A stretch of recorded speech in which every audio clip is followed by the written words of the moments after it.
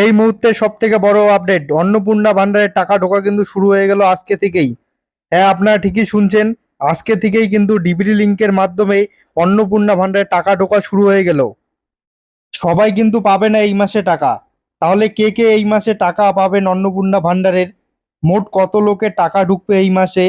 আপনার টাকা কি ঢুকবে কি ঢুকবে না? কে কে একদমই পাবেন না অন্নপূর্ণা ভান্ডারের টাকা? এইসব কিন্তু বিস্তারিত বলবো আজকের এই ভিডিওতে। সরকারি সব রকম প্রকল্পের তথ্য সবার আগে জানতে আমাদের ফেসবুক পেজটিকে ফলো করে রাখবেন, এবং যদি আপনারা ইউটিউব থেকে দেখেন তাহলে আমাদের চ্যানেলটিকে সাবস্ক্রাইব করে রাখবেন। চলুন শুরু করা যাক। আজকে মানে জুন মাসের 3 তারিখে আমাদের পশ্চিমবঙ্গের মুখ্যমন্ত্রী মাননীয় শুভেন্দু অধিকারী আনুষ্ঠানিকভাবে কিন্তু অন্নপূর্ণা ভান্ডারের টাকা ডিবিটি লিঙ্কের মাধ্যমে ঢুকিয়ে দিলেন।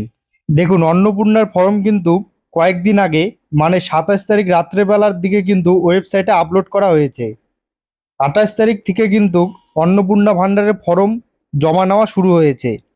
এই 28 তারিখ থেকে 2 তারিখ অবধি যতগুলো ফর্ম ফিল আপ করে যত লোকে জমা দিয়েছেন, তাদের মধ্যে যারা যারা সঠিকভাবে ফর্ম ফিল আপ করে জমা দিয়েছেন এবং যাদেরগুলো অ্যাপ্রুভ হয়েছে, তাদেরগুলোই কিন্তু এই মাসে মানে জুন মাস থেকেই অন্নপূর্ণা ভান্ডারের টাকা ঢোকা শুরু হয়ে যাবে।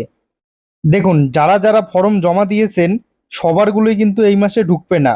এই 28 তারিখ থেকে 2 তারিখের মধ্যে যারা যারা জমা দিয়েছেন, যাদেরগুলো অ্যাপ্রুভ হয়েছে, আপনি ফর্মটি জমা দিয়েছেন, যদি ফর্মটি অ্যাপ্রুভ হয়ে থাকে তাহলেই কিন্তু এই মাসের অন্নপূর্ণা ভান্ডারের 3,000 টাকা আপনার ডিবিটি লিঙ্কের মাধ্যমে ব্যাঙ্ক অ্যাকাউন্টে ঢুকবে।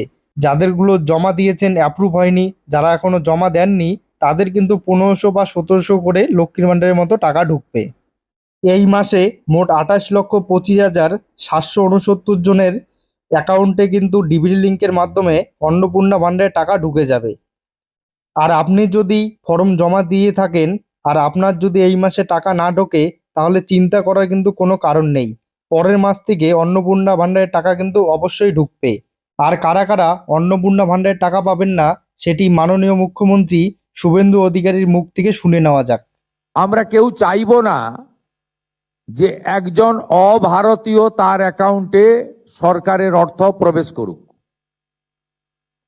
এক্ষেত্রে খুব পরিষ্কারভাবে বলে রাখা দরকার আছে, যাদের বিচারাধীন ছিল এবং পরবর্তীকালে তারা ট্রাইব্যুনালে আবেদন করেছেন, তাদেরকে আমরা স্থায়ীভাবে ভোটার তালিকা থেকে নাম বাদ গেছে এই পর্যায়ে ধরছি না। বাংলাদেশ থেকে ধর্মীয় উৎপীড়নের কারণে যে হিন্দু শরণার্থীরা প্রাণ বাঁচাতে পশ্চিমবঙ্গে এসেছেন, যারা 1,21,000 সিএ তে আবেদন করেছেন, যাদের মধ্যে 19,000 সার্টিফিকেট পেয়েছেন, আরো যারা সিএ তে আবেদন করার উপযুক্ত আছেন, তাদেরকেও স্থায়ীভাবে নাম বাতিল তালিকায় আমরা ধরছি না। এর বাইরে যারা রয়েছেন অভারতীয়, অবৈধ অনুপ্রবেশকারী, বয়স বাড়িয়ে বয়স কমিয়ে অথবা মহিলাদের জন্য অর্থনৈতিক সুরক্ষা স্কিমকে